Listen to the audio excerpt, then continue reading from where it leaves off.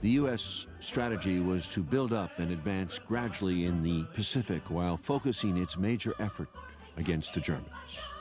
Defeating Japan, Roosevelt argued, would not defeat Germany, but the defeat of Germany would mean the defeat of Japan. And with the U.S. focused in Europe, the Japanese conquest proceeded largely unimpeded.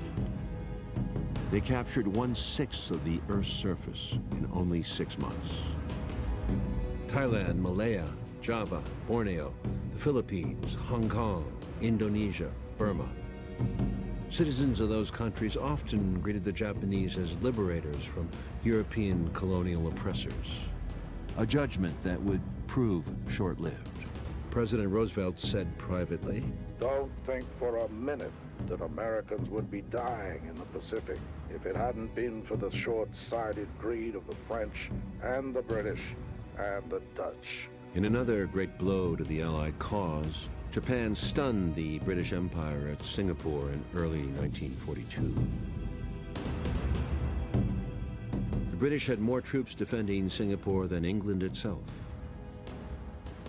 80,000 Commonwealth soldiers, many of them Australian, were taken prisoner. But in a sign of the true feelings of colonized peoples, of the 55,000 British Indian troops taken prisoner by the Japanese, 40,000 changed sides to fight for the Japanese.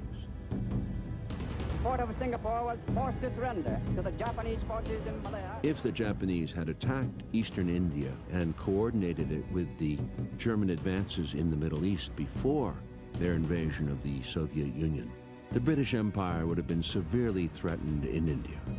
But Japan and Germany throughout the war never behaved as if close allies. Japan crucially failed to deliver the knockout blow at Pearl Harbor. And the Allies began a counteroffensive led by General Douglas MacArthur and Admiral Chester Nimitz. And in June 1942, U.S. forces defeated the Japanese Navy at Midway and began an island-hopping strategy that would continue for more than 3 years.